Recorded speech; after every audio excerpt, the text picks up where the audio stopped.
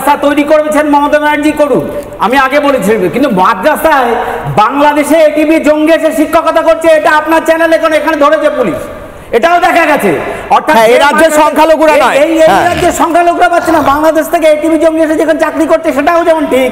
এই পশ্চিম বাংলায় মুসলিমদের প্রকৃত অবস্থা জানতে দুটো জায়গায় যান, এখনই যারা আছে হসপিটালে চলে যান আর জেলখানায় চলে যান, বুঝতে পারবেন মমতা ব্যানার্জি এই বাংলায় মুসলিমদের কি উন্নতি করেছে। তাদেরকে দুধের গায়ে করে তাদের সর্বশান্ত করে দিয়ে রেখেছেন শুধুমাত্র ভোটের রাজনীতিতে, ভোট পাওয়ার জন্য মুসলিমদেরকে পিছিয়ে রেখেছে, প্রকৃত শিক্ষায় শিক্ষিত করেনি, প্রকৃত উন্নতি করেনি। তাহলে মুসলিমদের আজ জেলখানায় গিয়ে ভিড় বাড়াতে হতো না, হসপিটালে গিয়ে বিনা পয়সায় চিকিৎসার জন্য দিনের পর দিন লাইন দিয়ে শুয়ে থাকতে হতো না।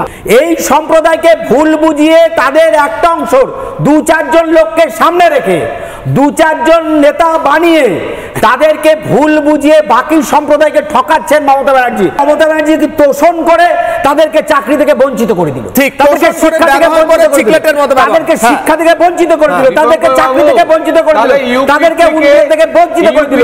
এই বঞ্চিত সম্প্রদায় তাদেরকে ভোট ব্যাংক হিসেবে ব্যবহার করে মমতা ব্যানার্জি ভোটের রাজনীতি করছে।